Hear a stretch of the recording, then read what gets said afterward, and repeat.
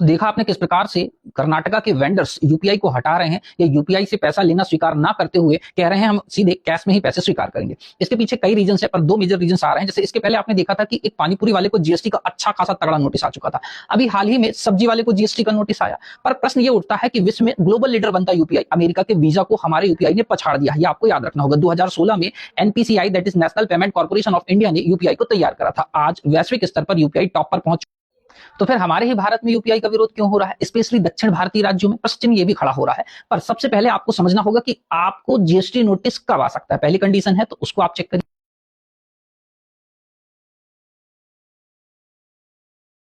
अब बात यह आती है कि यदि जीएसटी नोटिस आपको आया है तो क्या आपको रिस्पॉन्ड करना चाहिए अथवा नहीं करना चाहिए, अथवा आपको कहां पर यह नोटिस मिल जाएगा ये आपको चेक करना होगा। तो मैं कहूंगा आपको रिस्पॉन्ड बिल्कुल करना चाहिए और उसके लिए भी कुछ उपाय।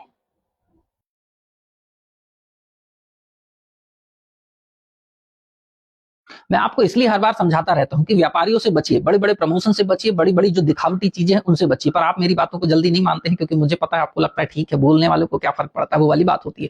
मैं आपको बता दूं, जिस प्रकार जियो ने सबसे पहले आपको क्या लगाई थी, फ्री की लत, फ्री इंटरनेट की लत लगाई गई थी। आज कम से कम 300 से 400 रुपए पर मंथ एक सिम के लिए तो आपको पेमेंट करने ही पड़ रहे हैं, या आप उसके आदी हो चुके हैं। और सोचो जियो कितना कमा रहा है। दूसरा, अब बात आती है कि इसी प्रकार कैशलेस इकोनॉमी का बढ़ावा देने के चक्कर में आपको एक लत लगाई गई, क्योंकि पहले लंबी लंबी लाइनें लगनी पड़ती थी हमें पैसे निकालने, जमा करने, रेलवे का टिकट करने, किसी अन्य प्रकार के पेमेंट करने के लिए हमें खुद को समस्याओं का सामना करना पड़ता था। नो डाउट इसके फायदे भी बहुत हुए हैं, पर बात यह आती है कि, ध्यान से सुनिएगा, कि बात यह आती है कि गरीबों से पैसे कमा कमा कर अमीर बनना या अब भारत की अर्थव्यवस्था को बढ़ाना कहां का प्रचलन है, और क्या ये वाकई में उचित है? प्रश्न आपके लिए बिल्कुल लाजमी है। और मैं कहूंगा आप यदि इस प्रश्न के बारे में नहीं सोचेंगे ना, तो आगे वो समय आएगा कि जब आपको यूपीआई पर अच्छे खासे पैसे देने भी पड़ जाएंगे और तगड़ा खासा चार्ज होगा आपका, और आप उसके क्योंकि आदी हो चुके होंगे तो आप उसको इनकार कर ही नहीं पाएंगे। इस बात को समझ गए?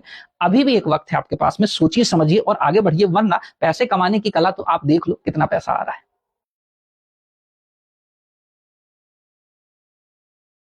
तो क्या ऐसे बनाइएगा भारत को विश्व की सबसे बड़ी अर्थव्यवस्था? क्यों? क्योंकि जब अमीर वर्गों के लोन माफ हो सकते हैं, गरीब का एक लोन भी माफ नहीं हो पाता। गरीब यदि कुछ पैसे कभी साल भर में मान लेते हैं, कुछ करोड़ रुपए कमा लेता है, तो उसको बिल्कुल ऐसी चपत बैठाई जाती है कि आजीवन अब तो उठने वाला नहीं है। तो ऐसे यदि भारत विकास करने वाला है ना, तो ऐसे विकास की कोई जरूरत नहीं है। मैं तो भैया कैश में ट्रांजेक्शन करना शुरू कर चुका हूं, और यकीनन मैं आपसे कह रहा हूं कि छोटे मोटे ट्रांजेक्शन मैं यूपीआई के माध्यम से करता ही नहीं हूं, जब तक बहुत इमरजेंसी ना आए।